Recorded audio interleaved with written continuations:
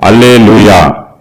இவைகளுக்கு பின்பு பரலோகத்தில் திரளான ஜனக்கூட்டம் இடுகிற ஆரவாரத்தை கேட்டேன்.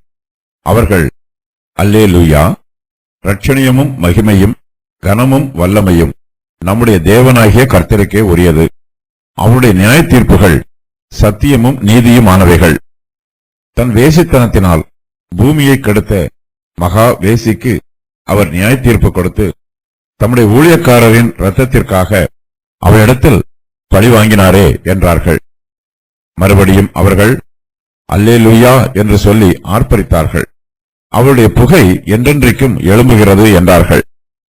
24 மூப்பர்களும் 4 ஜீவன்களும் வணக்கமாய் விழுந்து ஆமேன் அல்லேலூயா என்று சொல்லி சிங்காசனத்தின் மேல் வீற்றிருக்கும் தேவனை தொழுது கொண்டார்கள்.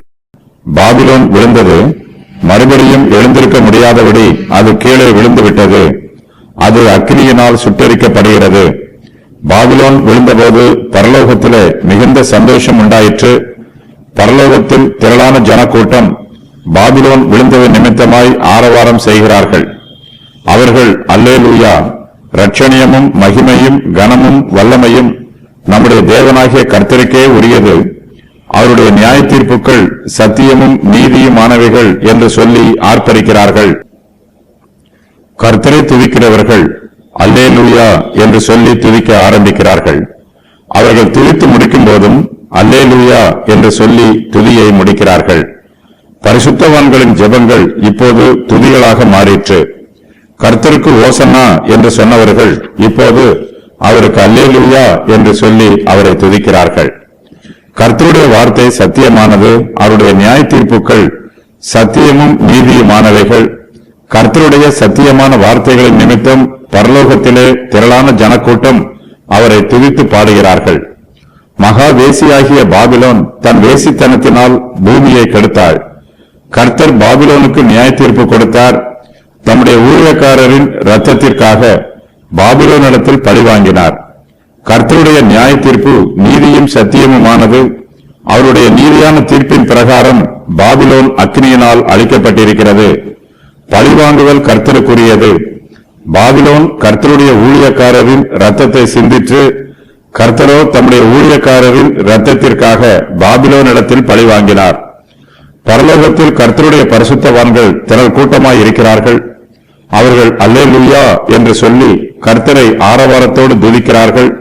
இப்போது அவர்கள் மறுபடியும் அல்லேலூயா என்று சொல்லி ஆர்ப்பரிக்கிறார்கள். கர்த்தர் பாபிலோனை அக்னியினால் சுட்டெரிக்கிறார். பாபிலோன் அக்னியிலே வேகும்போது அதன் புகை எழும்புகிறது. அந்த புகை என்றென்றைக்கும் எழும்புகிற புகையாக இருக்கும். அந்த புகை பாபிலோன் அக்னியிலே வேகிறதினால் உண்டாயிற்று. அது பாபிலோன் அழிந்து போனதினால் உண்டாகிற புகை. கர்த்தர் நமக்கு ஏற்கனவே செய்திருக்கிற நன்மைகளுக்காக அவரை நாம் நன்றியோடு துதிக்க வேண்டும். அவர் நமக்கு இன்னும் அநேக நன்மைகளை செய்ய போகிறார். அவர் இனிமேல் செய்ய போகிற நன்மைகளுக்காகவும் நாம் அவரை துதிக்க வேண்டும். கர்த்தரை துதிக்கும் போது அவருடைய கிருபை நமக்கு கிடைக்கும். நம்முடைய சத்துருக்களை கர்த்தர் பழிவாங்குவார். நம்முடைய பொதுவான விரோதிக்கு எதிராக கர்த்தருடைய கோபாக்கினை எழும்பும். பரலோகத்தில் உள்ள பரிசுத்தவான்கள் கர்த்தரை துதிக்கும் போது அவர்களோடு சேர்ந்து 24 மூப்பர்களும் 4 ஜீவன்களும் கர்த்தரை துதிக்கிறார்கள். இவர்கள் கர்த்தருடைய சிங்காசனத்திற்கு முன்பாக வணக்கமாய் விழுந்து சிங்காசனத்தின் மேல் வீற்றிருக்கும் தேவனை தொழுது கொள்கிறார்கள். கர்த்தருடைய பரிசுத்தவான்கள் கர்த்தரை துதித்தது போலவே இவர்களும் ஆமென் அல்லேலூயா என்று சொல்லி தேவனை தொழுது கொள்கிறார்கள். பரிசுத்தவான்களின் துதி ஜெய கீதமாக இருக்கிறது. பரலோகத்திலே மகா ஆர்ப்பரிப்பு உண்டாயிற்று. அங்கு திரளான பரிசுத்தவான்கள் இடுகிற ஆரவாரத்தின் சத்தம் கேட்கப்படுகிறது.